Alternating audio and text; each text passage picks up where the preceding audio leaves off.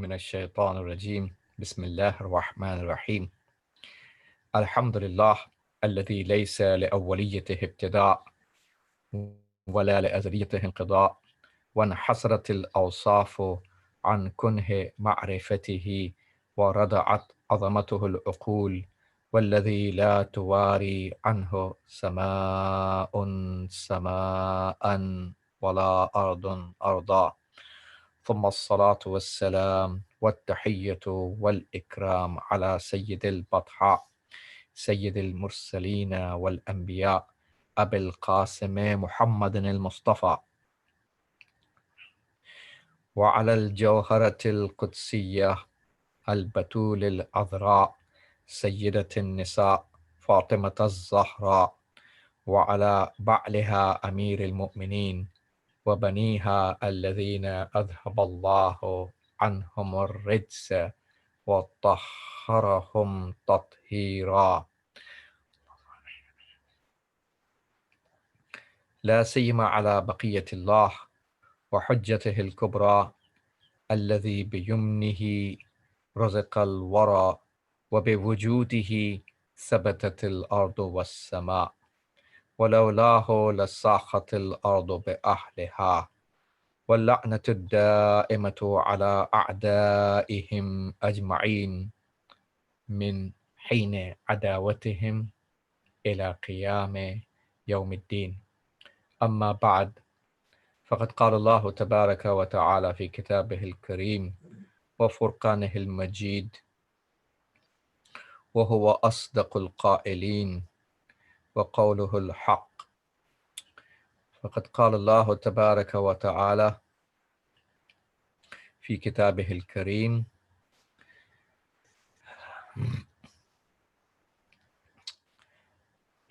فاتقوا الله ما استطعتم.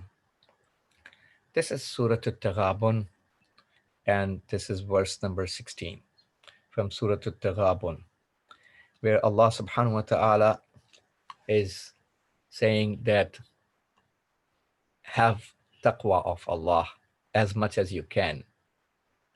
Fattaqullaha mastata'tum.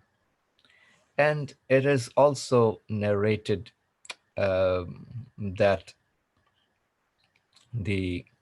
in the hadith that if you look in the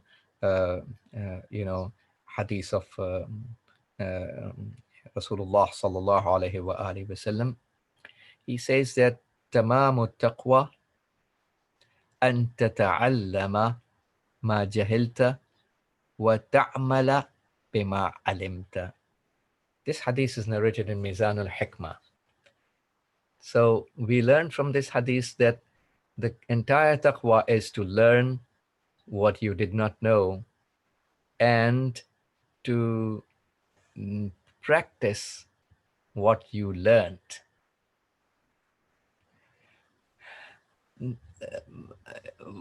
Taqwa, if you go to the literal meaning of that, very shortly, it's derived from the Arabic word of waw and qaf and ya al-waqyu. So it was literally speaking wuqa and waqwa, which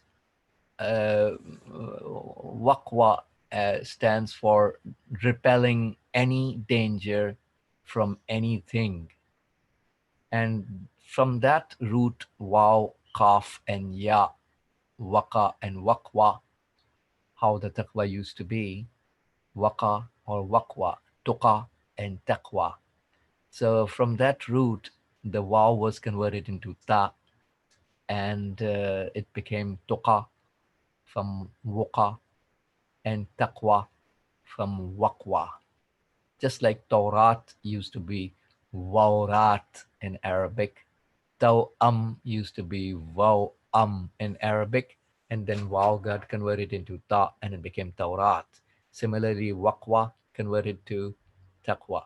So protecting, literally speaking, it means protecting yourself from any danger, any khatar, any danger which is coming your way. So it serves like a shield. That's where the word Viqaya was derived from the same waw, kaf, and ya. Viqaya in Arabic means a shield. So in old days, you were holding a shield to shield off the arrows and the spear attacks and sword attacks upon you. You shield all of them away from you. So the word for shield is viqaya, which is derived from the same word, waw and kaf and ya, which stands for repelling away the danger that comes from anything towards you. So taqwa is derived from the same root word. So taqwa,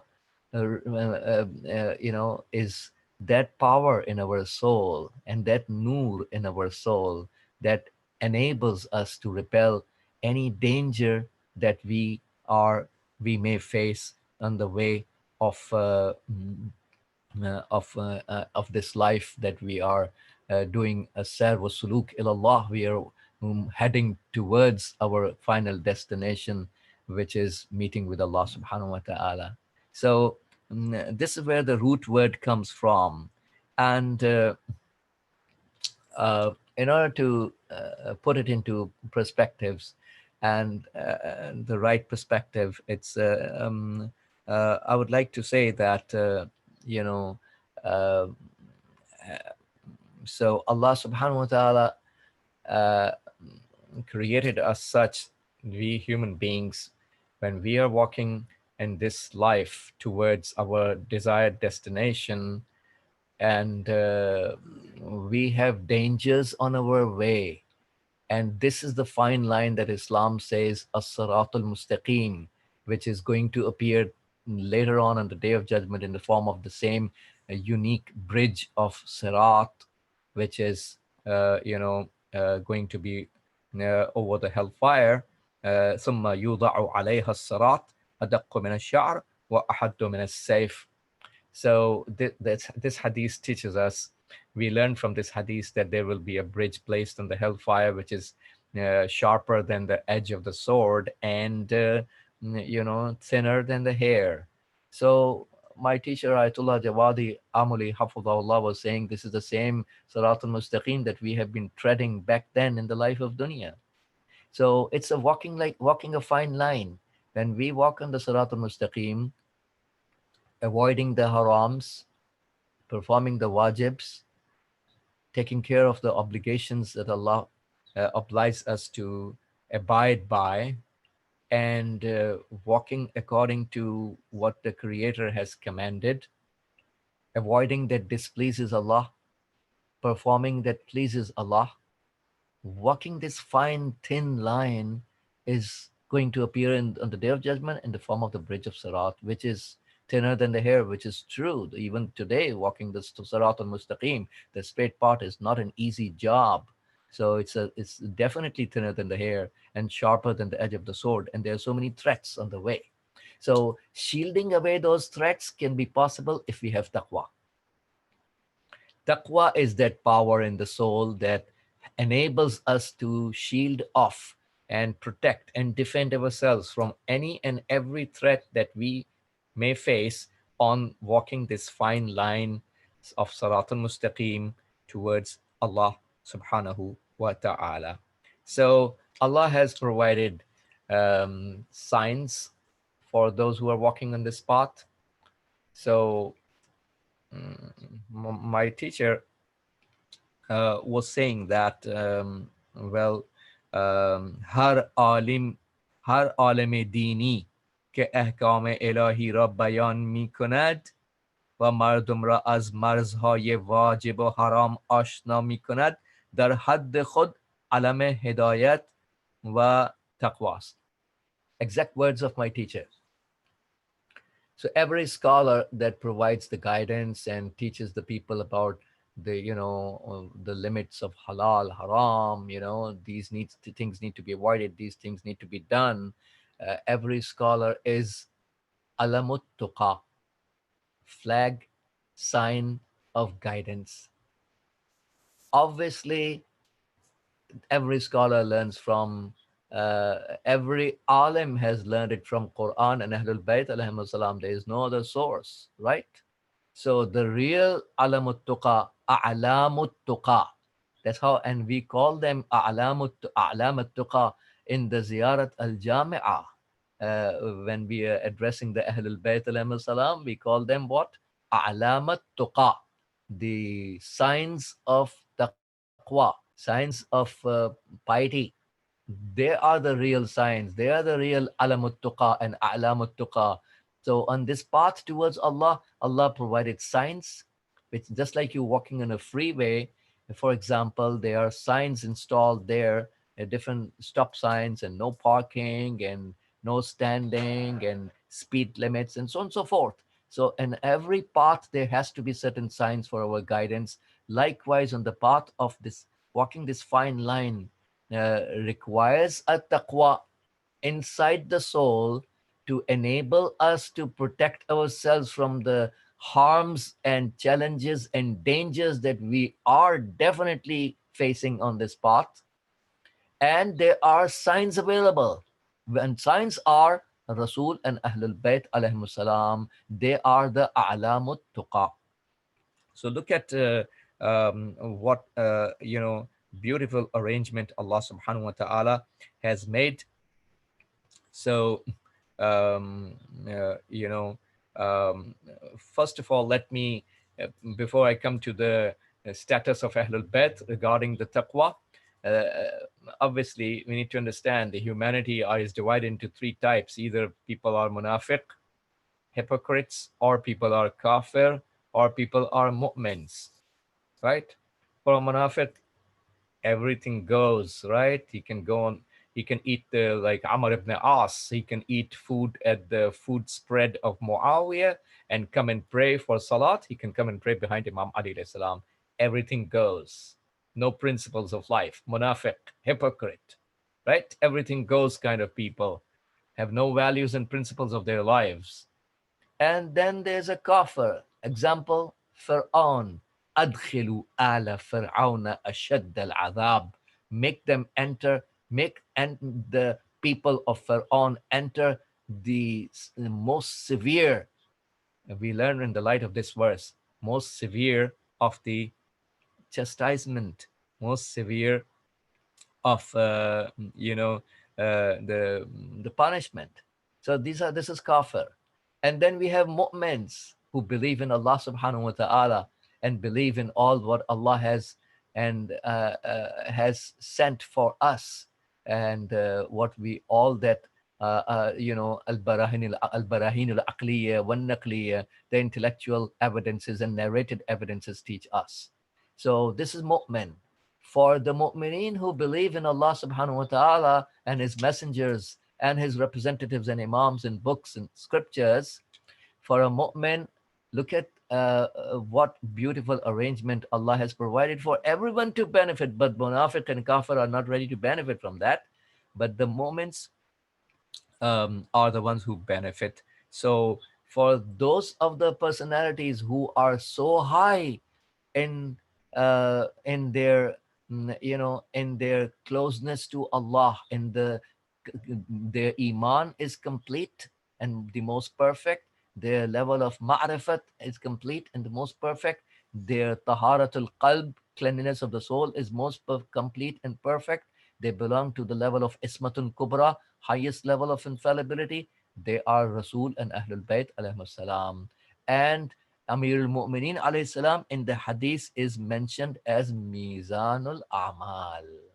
In the ziyarat of Imam Ali, we call him As-salamu ala Mizan al-Amal. Salam be upon the scale of all the actions. So anyone who dislikes Imam Ali alayhi salam has bughz and hatred towards Imam Ali and his walayat concept, the concept of his governance over the whole universe.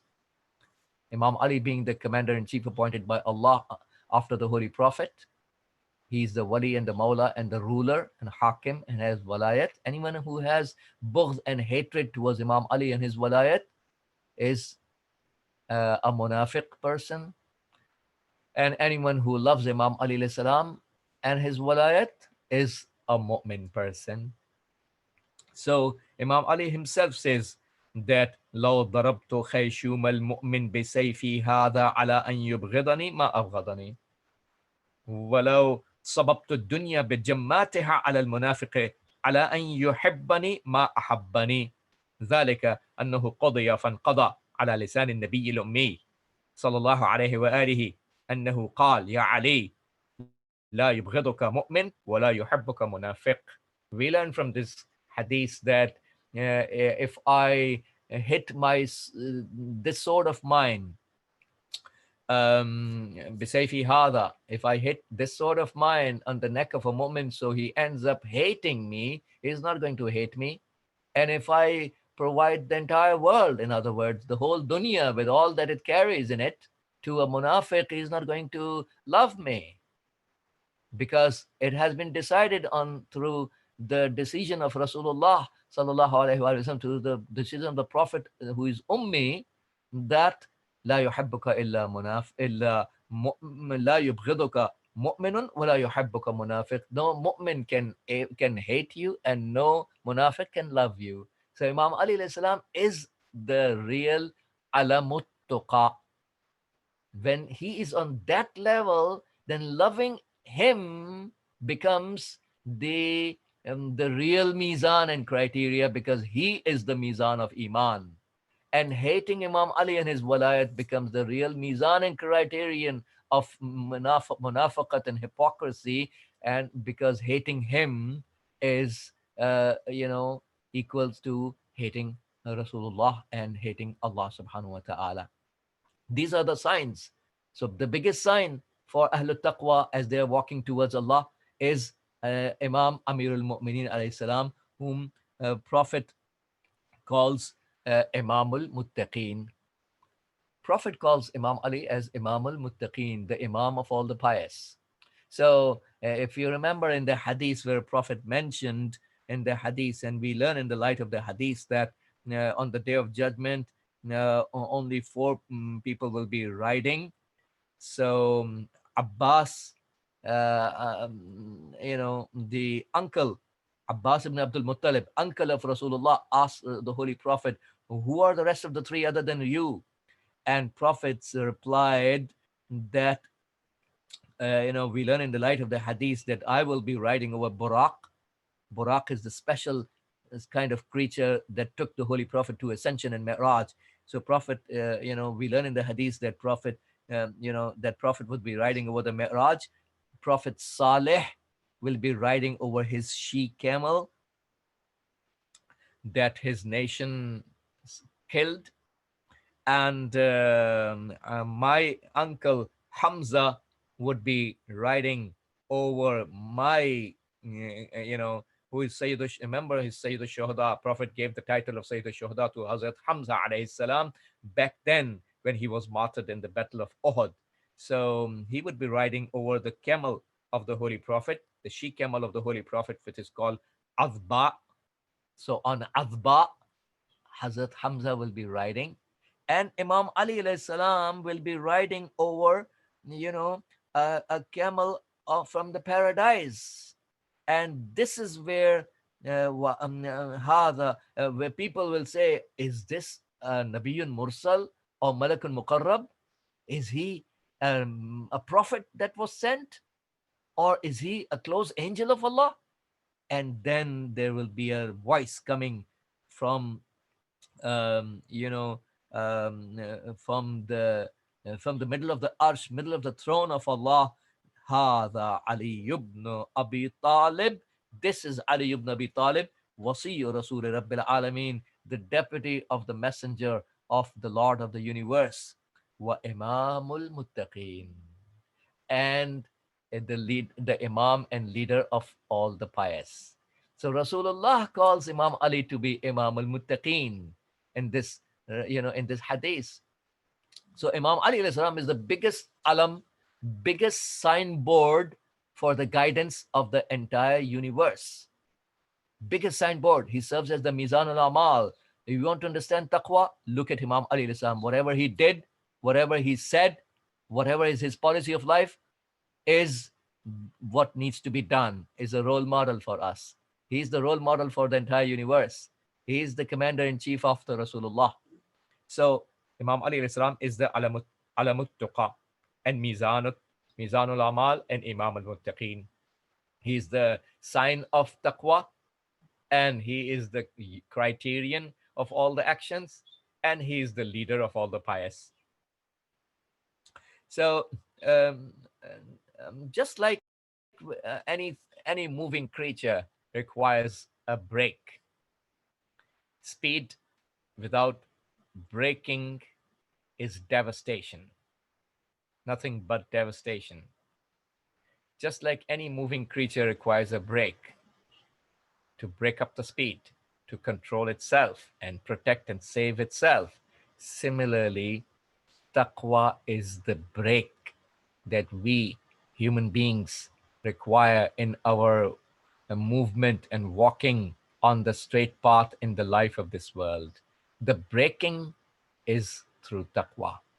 Taqwa is the thing that provides the break for us humans who are walking on this straight path. Now, taqwa may be in the individual levels. Well, individually, a person is performing all the wajibs. That's the minimum definition of taqwa, that we do all the wajibs and we abstain from all the harams. That's the minimum definition of taqwa. So, أن لا يفقدك حيث أمرك. Allah doesn't miss you where He commanded you to be. Allah commanded us to be in all the wajibat, to perform all the wajibs, right? So He should not miss us where we are supposed to do the wajib. We should be there. We should not be missed. We should not be absent. وَلَا يَرَاكَ حَيْثُ نَهَاكَ. And Allah should not see you where He stopped you. Where did he stop us from? Muharramat, all the harams. So Allah should not find us in the domain of harams, and He should not miss us in the domain of wajibs. So we are present for doing the wajibs, and we are avoiding all the harams. That's the minimum definition of taqwa. But a person can be taqwa in his individual levels, but that's not sufficient. There has to be a taqwa on the social, ijtima'i, social levels as well. So this she camel of Prophet Saleh was an ayat and sign of God sent by Allah as a miracle coming out of that mountain for the hidayat and guidance of those people. The people still did not get the guidance. They were told that, and this huge camel, which is a miracle of Allah, is going to drink water from that nearby stream or river for one day. You people don't drink on that day. On the other day, you people should drink from that river or stream. But they violated. And not just that, but they killed the she camel. So the azab came on the entire nation of Prophet Saleh, not just that one individual that killed the camel. So it's the job. It was the job for taqwa al-ijtima'i. At-taqwa al-ijtima'i, it was the job of the nation, all the fellow citizens of that area, to stop that person from doing that, and not just that, but oppose him and denounce.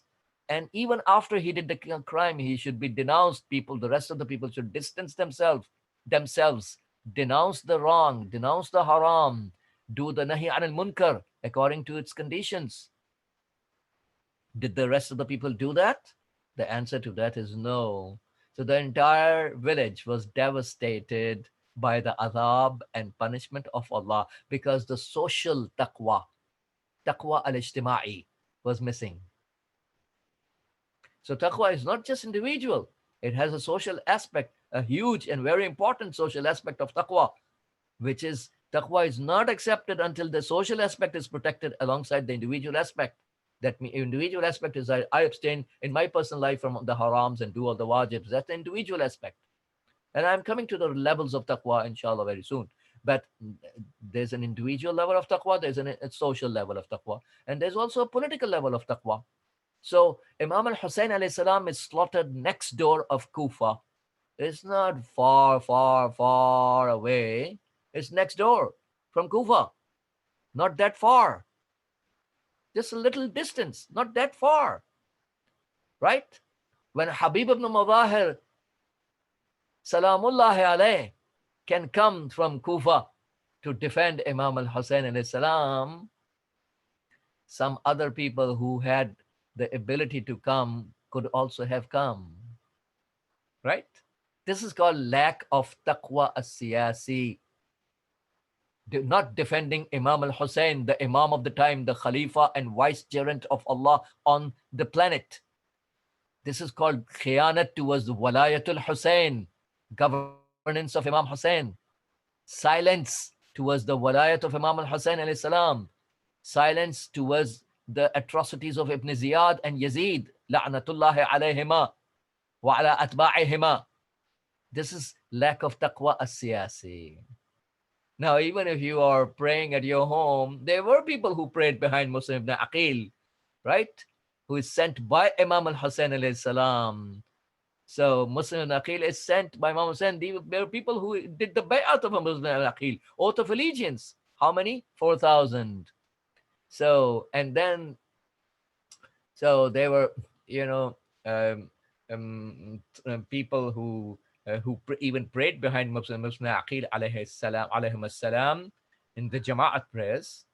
They were not Tariq Salat. They did the prayers behind Muslim Aqil, right? And as he enters, Tariq Abu Mikhnaf, Maqtal Abu Mikhnaf says, when Muslim ibn Aqil alayhi salam enters into Darul Amara, the royal compound of Ibn Ziyad, Darul Amara, there was not a single person with him. Mothers were coming, grabbing the hands of their sons. You need to go back to your home. You need to go back to your home. Mothers took their sons away from this great personality, Muslim ibn Aqil, who is representing Imam al Hussein alayhi salam. He's sent by Imam al Hussein. This is how people are doing towards the representative who is representing Imam al Hussein alayhi salam. Isn't that the khiyanat towards Walayatul Hussein? This is called lack of the taqwa as-siyasi. So if you individual level you are ready to pray, even you're ready to pray behind Muslim Aqil, these kinds of prayers deserve to be wrapped up and thrown back at your face, because Allah doesn't stand in need of your prayers. If you do khiyanat towards Hussein ibn Ali alayhi salam and walayat of Ahlul Bayt, none of your individual worships deserve to be accepted by Allah, because walayat of Ahlul Bayt, walayat of Imam Hussein is the ruh and essence of Islam. Walayat is the essence of Islam. If we do khiyanat, breach of covenant towards the walayat concept of Ahlul Bayt, we are missing a taqwa as-siyasi, the political taqwa. An individual taqwa is not accepted by Allah. Even if you individually pray and fast, it's not accepted by Allah until you do your oath. You hold up to your oath and covenant towards walayat of Ahlul Bayt, and you are sincere and faithful and obedient and submissive towards the walayat of Sahibul Zaman, Waliyul Asr, Baqiyatullah al-A'zam, Al-Imam Al-Mahdi alayhi salatu wasalam. So taqwa has, uh, as we are walking on this path, this fine line towards Allah subhanahu wa ta'ala, we have very sworn enemy and facing us, which is shaitan. فَبِعِزَّتِكَ لَأُغْوِيَنَّهُمْ أَجْمَعِينَ. I swear to your dignity, I am definitely going to mislead all of them. Ajma'in, all of them. Illa ibadaka, except those of the slaves of yours. Minhumul mukhlasin, those of the slaves of yours who are mukhlas. So only mukhlas slaves, ibad, plural of abd means slave. Only mukhlas slaves of Allah will not be misled by shaitan. What a big enemy that we are facing. There is shaitan. It's a creature. It's there. The biggest disobedient of Allah, worshipping Allah for 6,000 years, did arrogance, thrown out of the domain of Allah. Shaitan is there, sworn enemy of humanity. Inna shaitana lakum adu. Definitely shaitan is an enemy for you. Fattakhiduhu aduwa. So take him as an enemy. How many people take shaitan as their enemy? Right? And then we have our hawa nafs. Threat number 2. Our desires, whims and wishes of the self, ego, arrogance, whims and wishes inside the self. The shaitan kulli insanin nafsuhu. Shaitan of every person is his own desires. Desires are still there. That's another threat that we are facing. For all the threats from the outside, Satan and his followers, from the jinns and the humans, and the inner threat, that is our desires, these are the threats that we are facing. For that, we require taqwa to overcome the outside challenges and threats and dangers, and the inner challenges and threats and dangers. Now, taqwa is divided into three marahil, three levels by our scholars. Taqwa am, the general taqwa, which means that abstaining from all the harams and doing all the wajibs, and taqwa khas, which means avoiding, uh, performing all the mustahabbat as well, and avoiding from all the makruhat. And taqwa khasul khas, which means that a person even avoids the mubahat, things which are mubah means something which is okay to do and okay not to do. Mubahat is the plural of mubah. So things which are okay to do and okay not to do: eating, drinking water, walking, talking, sleeping. These are all mubah things in Islam.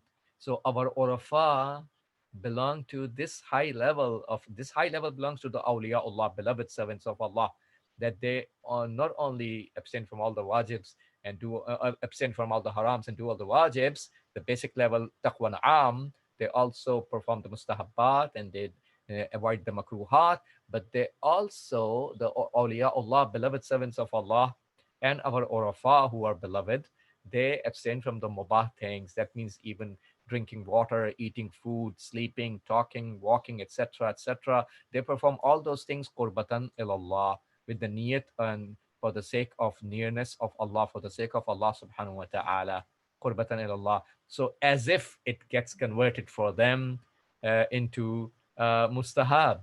So it is true to say that these awliya Allah perform nothing in their life except wajib or mustahab.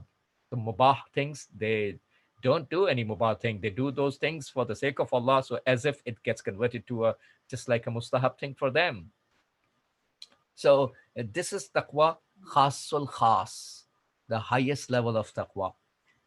So when we are in that stage, mm, um, we need to also keep in our mind that Allah subhanahu wa ta'ala is watchful uh, over us, and um, and he has nazarat, he has supervision, he is basir, he sees us, he is watchful, nothing misses out from his knowledge. And Quran says, وَهُوَ مَعَكُمْ أَيْنَمَا كُنْتُمْ وَاللَّهُ بِمَا تَعْمَلُونَ بَصِيرٌ. We learn from this verse of Holy Quran, which is, you know, um, uh, this verse of Holy Quran uh, is Surah Al-Hadith, verse number 4. So we learn in the light of this verse that Allah is with you wherever you are, wherever you may be. Huwa ma'akum aynama kuntum. And Allah is aware. He is seeing what you do. So, فَاتَّقُوا اللَّهَ الَّذِي أَنْتُمْ بِعَيْنِهِ. So, in the hadith of Amir al-Mu'mineen, Imam Ali alayhi salam, he says, فَاتَّقُوا اللَّهَ الَّذِي أَنْتُمْ بِعَيْنِهِ وَنَوَاصِيكُمْ بِيَدِهِ وَتَقَلُّبُكُمْ فِي قَبْضَتِهِ إِنْ أَسْرَرْتُمْ عَلِمًا وَإِنْ أَعْلَنْتُمْ كَتَبَهُ قد وكل بذلك حفظة كراما لا يسقطون حقا ولا يثبتون باطلا. We learn in the light of this hadith that have taqwa of Allah, that you are on His watch. أنتم بعينه ونواصيكم بيده. Your zimam, you are in His hand, you're in His control. He is controlling you, in other words. وتقلبكم في قبضته, harakat, sakanat, your movements, your stopping, is in his control and grasp and his grip. In asrartum alema, if you hide, he knows. Wa in أعلنتم كتبه. And if you, express, that's written. قد وكل بذلك حفظة كراما. So he has assigned those angels who are writing down our deeds, right? So Allah has made this arrangement. Nothing misses out from his knowledge. He's watchful, he's seeing. All the prophets of God, without exception, had given this message of Tawheed to the masses, to the people, towards whom they towards to whom they were sent. They gave the message of Tawheed, and they gave the message of Taqwa. All the prophets of God gave this. That's the common message of all the Anbiya of Allah subhanahu, all the prophets of God. And um, you know, um, Islam teaches us that sin is like a poison. So you see, another sahmun min sihame iblis masmumun. Seeing, if a person looks towards non-mahram with lust, obviously it is a poisoned arrow among the arrows of iblis. So गुनाह सम्मीस के रूह इंसान रा मसमूम में कनात. Sin is something that poisons the soul of a human being. So when we are in that kind of situation where we have the external and internal threats, then we are supposed to be very careful about maintaining the taqwa. So you have importance given to different things in Islam. You see, salat has been mentioned. It's mentioned in the hadith. As-salatu amududdin. Rasulullah sallallahu alaihi wasallam, according to this hadith, says prayers is the pillar of the religion. When you go towards the zakat, towards the fasting, the hadith says as-sawmu junnatum minan nar. Fasting is a shield from the fire. And when you look at the zakat, the taxes, the hadith says, Az-zakatu tuzhibu zunub. And taxes erase the sins, remove the sins, take the sins away. So jihad is mentioned like Zurwatun Sanamuhu al Jihad. It's like a mountain of the azamat and highness of Islam.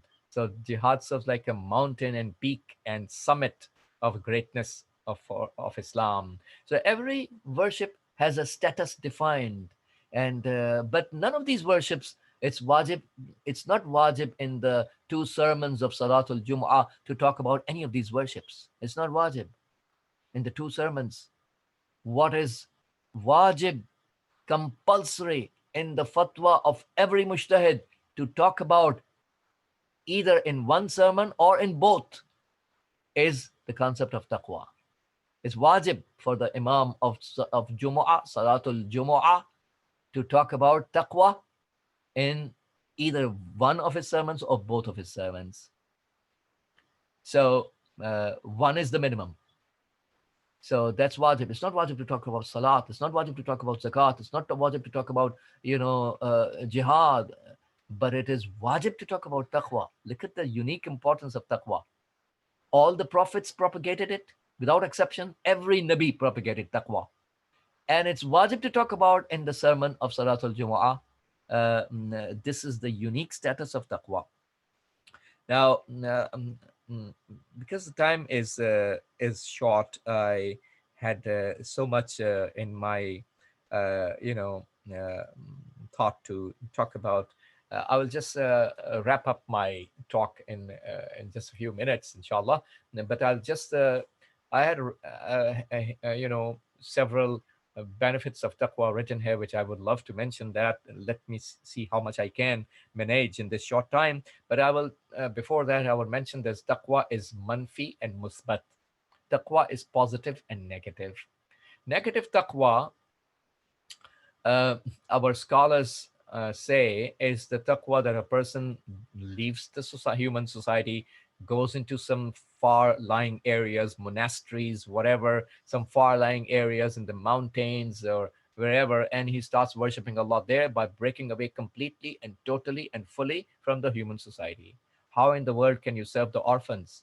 How in the world can you help the widows? How in the world can you help the poor people? How in the world can you provide guidance to the people? How in the world can you teach knowledge and learn, increase in your own knowledge and serve the humankind if you are living alone in the society, in somewhere in a desert or in the mountain? This is called taqwa al-manfi, a taqwa al-manfi, the negative taqwa in Islam. There's no room in Islam for ruhbaniyat. La ruhbaniyata fil Islam. Islam of Ahlul Bayt teaches us to stay in the society. Rasulullah sallallahu alaihi wasallam was living in the human society, serving the humanity, providing the guidance and help to the humanity. Ahlul Bayt were living in the society, not by breaking away from the society. This is a wrong understanding in the minds of some people. So when you have to live in the society and protect yourself individually, have the individual level of taqwa and the social level of taqwa and the political level of taqwa, which relates to the walayat of the imam of the time and all the duties that we have on our neck towards the walayat of Imam Sahib Zaman alayhi salam, and the concept of walayat in the time of ghaibat and the walayatul faqih, all the duties we have towards the walayat and all the duties we have against the zalimin and oppressors and tahoots. You have to do it by living in the society, not by living in some remote cave by breaking away from everyone totally. You wouldn't even know what is going on to the rest of the humanity. How in the world you can help them out? So this is called a taqwa manfi, negative taqwa. That's not a value in Islam. That's not a value in Islam. So before I come to the end of my speech, well, I have so many benefits lined up here that I wanted to mention, but I don't think I can, mention all of them here. But I would like to mention at least, you know, uh, mm, a few of them. So um, the first benefit I would like to mention for for taqwa is the fact that taqwa provides the first benefit uh, is the Quran is a guidance for the muttaqi people. So if we are muttaqi, if we are acting on the knowledge we have learned up till now, whatever knowledge you have learned, how many wajibs you have learned about, how many harams you have learned about, did we abstain from all those harams up till now? Did we act on that much knowledge that we learned up till this date today? Did we abstain from the harams and perform all the wajibs? So when a person maintains the taqwa, you know, keeps his taqwa alive, this is where he receives the guidance. If a person intentionally opposes his knowledge and performs harams and leaves the wajibs, and thus he's no longer a muttaqi person, he's not going to get the guidance from Quran. Quran is a guidance for the pious people. Quran is not going to be helping those people who are intentionally doing the harams and leaving the wajibs. Is guidance for the pious. The second benefit of taqwa is that taqwa is makes us mahbub and beloved in the eyes of Allah, because the Holy Quran says, "In Allah yuhibbul muttaqin," and definitely Allah loves the pious. So the third benefit of taqwa that I want to mention today is that you know uh, Allah is with the muttaqin and pious people. Ma'iyat of Allah. So Allah is with the pious people. So the Holy Quran says, وَاتَّقُوا اللَّهَ وَاعْلَمُوا أَنَّ اللَّهَ مَعَ الْمُتَّقِينَ. Have taqwa of Allah and know that definitely Allah is with the pious. That's the benefit. So if we exercise taqwa, if we maintain taqwa, Allah is with us. The fourth benefit of taqwa is the good end, aqibatul amr. We do the dua, Allahumma ja'al awaqiba umurina khaira. Oh my Lord, make the end result of my life khair and goodness. Aqibatul Amr belongs to those people who are pious. And the fifth and the last benefit, what I can mention, I think I'm running out of time. The fifth and the last benefit I would like to mention before I come to the end of my speech is taqwa.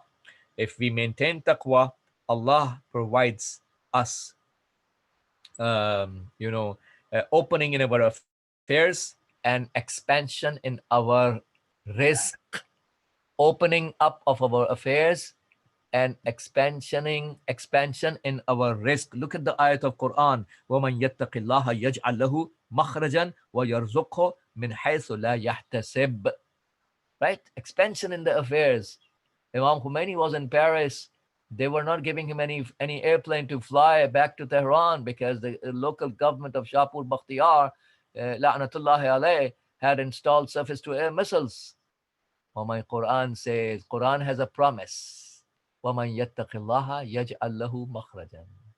Whoever has taqwa, whoever exercises taqwa, Allah provides. Makhraj means opening. Gushayish, how we say in Farsi. Opening. Makhraj, opening. Allah has promised in the Holy Quran, وَمَنْ يَتَّقِ اللَّهَ يَجْعَلْ لَهُ مَخْرَجًا. Allah provides opening for him. وَيَرْزُقْهُ مِنْ حَيْثُ لَا يَحْتَسِبْ, and provides the risk to him from where he doesn't think of. Look at how he comes, right? When a person has taqwa, Allah will find a way.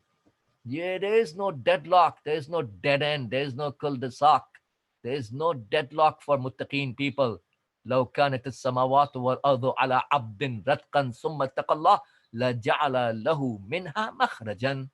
If the heavens and earth, all of them are shut down on an individual, and he exercises taqwa, لَجَعَلَ لَهُ مِنْهَا مَخْرَجًا. Allah will definitely provide for him an opening from that situation. May Allah subhanahu wa ta'ala give all of us the tawfiq to understand and to practice the ma'arif, the in-depth concepts of Quran and Ahlul Bayt alayhim salam. We cannot forget the dua. Let's do the dua for all those mu'mineen and mustadafeen and mahrumin and mazlumin, especially our beloved Sheikh Zakzaki, his great wife, and all those mu'mineen, innocent people who are in the dungeons of Nigeria, and those sisters and brothers who are in the prisons of Bahrain and Hijaz, Saudi Arabia, and Pakistan, and all those mu'mineen who are sick, and those who have hajat, those who have du'as, those who have requested. For all of them, let's recite the Ayat al-Karima all together. أعوذ بالله من الشيطان الرجيم. بسم الله الرحمن الرحيم. أمن يجيب المضطر إذا دعاه يكشف السوء. أمن يجيب المضطر إذا دعاه يكشف السوء. أمن يجيب المضطر إذا دعاه يكشف السوء. أمن يجيب المضطر إذا دعاه يكشف السوء. أمن يجيب المضطر إذا دعاه يكشف السوء. اللهم انصر الإسلام والمسلمين واخذل الكفار والمنافقين. اللهم انصر من نصر الدين واخذل من خذل المسلمين. اللهم انصر واحفظ وأيد علماءنا الربانيين ومراجعنا الربانيين، لا سيما الولي الفقيه قائد المسلمين.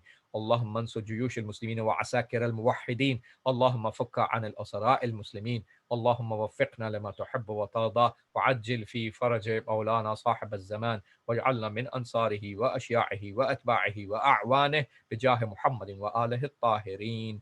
Let's recite the dua with Samahatul Wali al-Faqih had recommended to be recited. Dua number 7 of Sahifa Sajjadiyya. In the lockdown days. يا من تحل به عقد المكاره، ويا من يفثأ به حد الشدائد، ويا من يلتمس منه المخرج إلى روح الفرج. زلت لقدرتك الصعاب، وتسببت بلطفك الأسباب، وجرى بقدرتك القضاء، ومضت على إرادتك الأشياء، فهي بمشيتك دون قولك مؤتمرة، وبإرادتك دون نهيك منزجرة. أنت المدعو للمهمات، وأنت المفزع في الملمات. لا يندفع منها إلا ما دفعت، ولا ينكشف منها إلا ما كشفت. وقد نزل بي يا رب ما قد تكأدني ثقله، وألم بي ما قد بهضني حمله. وبقدرتك أوردته علي وبسلطانك وجهته إلي، فلا مصدر لما أوردت ولا صارف لما وجهت ولا فاتح لما أغلقت ولا مغلق لما فتحت ولا ميسر لما عسرت ولا ناصر لمن خذلت. فصل على محمد وآله وافتح لي يا رب باب الفرج بطولك، واكسر عني سلطان الهم بحولك، وأنلني حسن النظر فيما شكوت، وأذقني حلاوة الصنع فيما سألت، وهب لي من لدنك رحمة وفرجا هنيئا، واجعل لي من عندك مخرجا وحيا، ولا تشغلني بالاهتمام عن تعاهد فروضك واستعمال سنتك، فقد ذقت لما نزل بي يا رب زرعا، وامتلأت بحمل ما حدث علي هما، وأنت القادر على كشف ما منيت به ودفع ما وقعت فيه، فافعل بي ذلك وإن لم أستوجبه منك يا ذا العرش العظيم. وصلى الله على سيدنا ونبينا محمد وآله الطاهرين. Thank you very much. And, for all the organizers and volunteers who are working hard for this and these programs online, for all of them recite a salawat. Allahumma sallam. Thank you very much, Maulana. Jazakumullah khair for a beautiful speech and a timely reminder during the holy month of Ramadan. Inshallah, the audience can listen to the speech on YouTube channel. Muslim Congress has a YouTube channel. You can search and also listen the recording of the speech there. And if you have a question right now, if you're on Zoom, you can unmute yourself and ask a short question, or you can write under the live chat on YouTube, and also we can convey your question to Maulana. We have about maybe, let's say, 10 minutes for questions, inshallah. You can unmute yourself on Zoom, or type on the chat window on YouTube.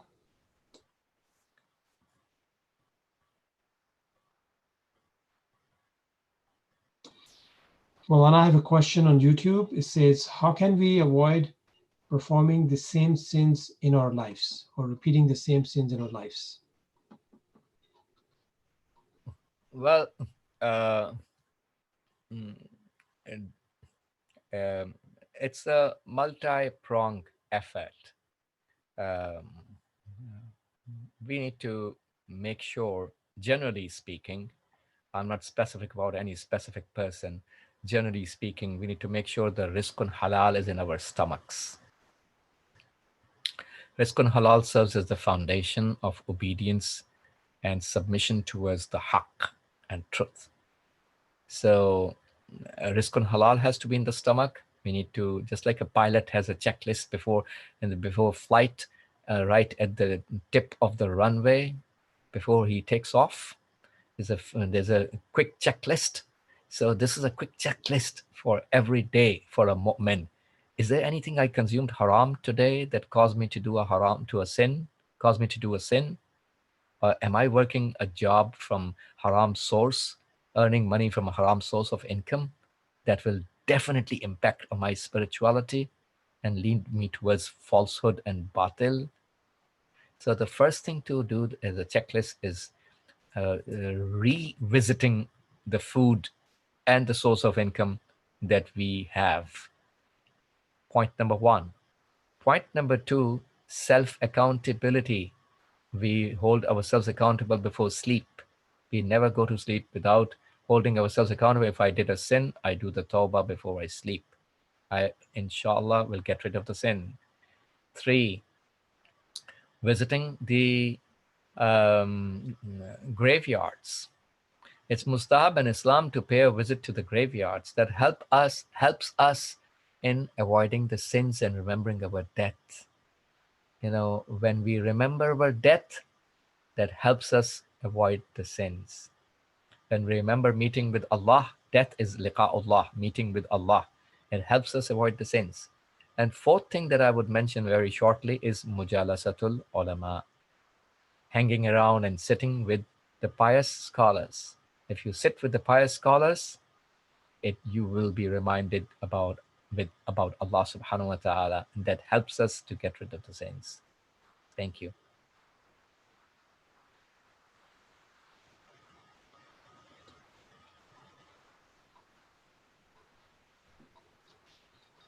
Well, and I have another question. The question says, the Quran says we will be tested in our lives by Allah subhanahu wa ta'ala. How do we know when we will be tested, how we will be tested, and whether we passed or not? Well, it's important to keep in our mind. Bala and calamity, when it befalls over a moment, it's a test. If it befalls over intentional sinner, it may be a punishment. When it befalls over a disbeliever, it's a punishment. So whether it is a punishment for me or is a test for me, how can I know that? So did I lose any ma'nawi blessing of Allah? That's the key point. So after I went through a test, it is a test. If none of my ma'nawi and metaphysical blessings of Allah are lost or declining, I am maintaining all of the ma'nawi and metaphysical blessings in my everyday life. I'm not decreasing in that aspect. Then it's a test. When if I am declining and decreasing in the metaphysical and ma'navi blessings of Allah, and I'm losing that or I have lost that, then it may be a punishment. So, and the punishment for a believer is also a blessing of Allah subhanahu wa ta'ala, because some people are not eligible to open up their eyes until they go through certain hardships. That's the nature of certain human beings. Certain humans are like that. Even that is a blessing of Allah. So his ghadab, anger of Allah, is guided by his rahmat. Rahmat is wasi and expanding over everything. Everything is under, even the ghadab and anger of Allah, our scholars and urafat teach us, is guided by the mercy. So if a person is punished, that's the best thing that can happen for certain people to get punished. That's the only way they can be guided, because they are not listening in the noble and the proper and the simple way. Some people only end up listening with those ways. So لِيُذِيقَهُمْ بَعْضَ الَّذِي عَمِلُوا لَعَلَّهُمْ يَرْجِعُونَ. Sometimes Allah makes the people taste some of what they did, some of the impact of their own bad deeds. لَعَلَّهُمْ يَرْجِعُونَ. Maybe they return back. Jazakumullah, Maulana. This last question we have: how can we maintain elevated spirituality throughout our lives? Well, it's a continuous process of learning the knowledge. We need to learn the knowledge consistently from the cradle to the grave. And whenever we learn something, we learn it for the sake of our own islah, qurbatan ilallah. I want to correct my own self. I want to make myself close to Allah subhanahu wa ta'ala by correcting myself, by maintaining my spirituality, by advancing my spirituality. That should be my intention, to acquire the proximity and closeness of Allah, learning the knowledge. And uh, so knowledge is like a flashlight, a torch.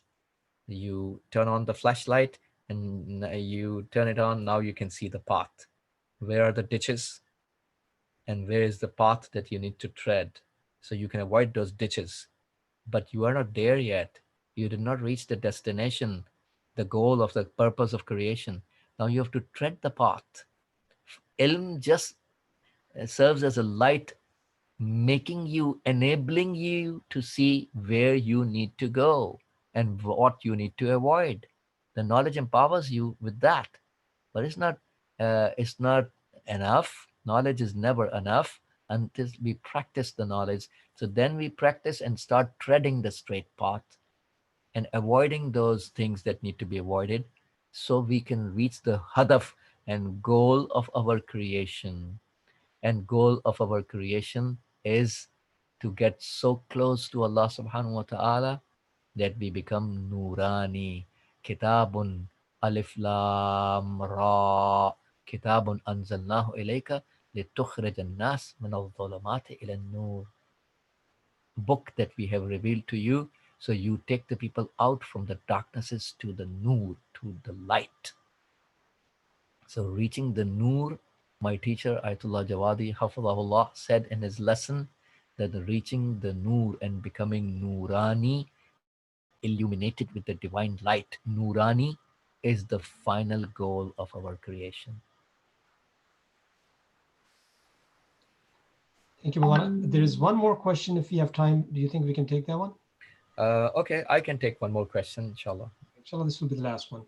So the question is, you mentioned the term at-taqwa al-siyasiyah. What advice do you have for us to fulfill our duties in this regard to our full potential? Well, all the duties which are related to the walayat of Imam Mahdi alayhi salam will fall in a taqwa siyasi, political aspect of the concept, Islamic concept of taqwa. Taqwa is incomplete without us serving walayat of Ahlul Bayt, walayat of Imam Ali, walayat of Imam Mahdi. Imam Mahdi is today our wali and maula. All the duties towards the Imam of the time needs to be understood, the whole list, and we need to obey and submit to the walayat of Imam Mahdi alayhi salam. This is related to a taqwa siyasi, the political taqwa. If a person performs khiyanat, he supports zalimeen. A person, Hur was in the army of Yazid, right? Is that a taqwa siyasi? You send your son into the army of Yazid. You think you can be saved from Jahannam, from the hellfire? No, until you do the tawbah. So any khiyanat, any breach of covenant of walayat of Imam Mahdi, because Imam Ali, Imam Mahdi, they are part of one Noor. I just said Imam Ali is the Mizanul Amal. He is the scale. He is the measure. He is the Mizan. He is the scale. Everything is going to be judged by Allah on the Day of Judgment based on our behavior towards walayat of Imam Ali alayhi salam, walayat of Imam Mahdi alayhi salam, right? So when Imam Mahdi was born, he was taken by angel to Allah, and Allah, according to the narration mentioned by Muhaddis Qummi, Allah subhanahu wa ta'ala talks to Imam Mahdi alayhi salam right after the birth. And in that conversation, we learn in the light of that conversation where Allah had said to Imam Mahdi alayhi salam that I'm going to give the reward, in other words, because of you, and punish because of you. That means whatever is the behavior of the people towards Imam Mahdi alayhi salam, the walayat, whomsoever is going to be rewarded because of his behavior towards the walayat of Imam Mahdi alayhi salam. And whoever is going to be punished by Allah is going to be punished based on the behavior towards the walayat of Imam Mahdi alayhi salam.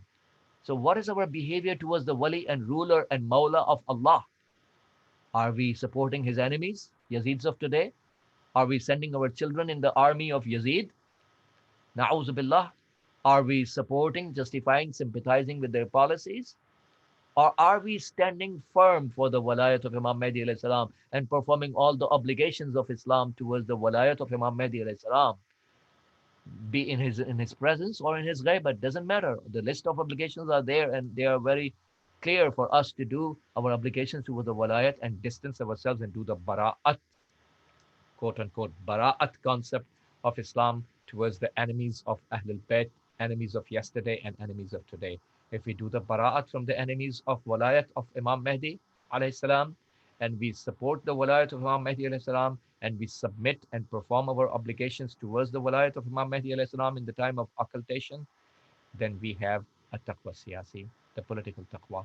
And if we are just sitting idle, somebody na'uz billah slaughters Imam Mahdi alayhi salam, somebody na'uz billah slaughters Imam Hussein alayhi salam, and a Shia is sitting idle in Kufa, few kilometers away from Karbala, and he's praying and fasting. You think this kind of Shia, this kind of Muslim who is praying and fasting, and he could have gone to help Imam Hussein and stop the killer from slaughtering Imam Hussein. He did not go to help Imam Hussein in Islam and let Imam Hussein be slaughtered. You think this kind of taqwa, how some simple-minded people perceive, no, I am a muttaqi person. Hey, I'm not drinking alcohol. See, I'm praying and fasting.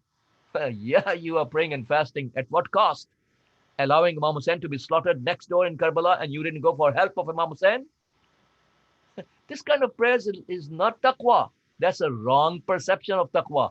Without a taqwa siyasi, without the political taqwa, without supporting and the walayat of Imam Mahdi alayhi salam, none of your individual taqwa, none of your individual level of piety, none of your praise and fasting can ever be accepted by Allah.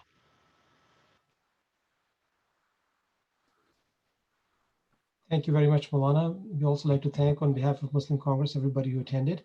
As I said, inshallah, you can find the recording of the video on YouTube channel. And Maulana, if you can please end the program with Dua Faraj, kindly. اللهم صل على محمد وآل محمد. اللهم كل وليك الحجة ابن الحسن صلواتك عليه وعلى آبائه في هذه الساعة وفي كل ساعة وليا وحافظا وقائدا وناصرا ودليلا وعينا حتى تسكنه أرضك طوعا وتمتعه فيها طويلا. اللهم عرفني نفسك فإنك إن لم تعرفني نفسك لم أعرف نبيك.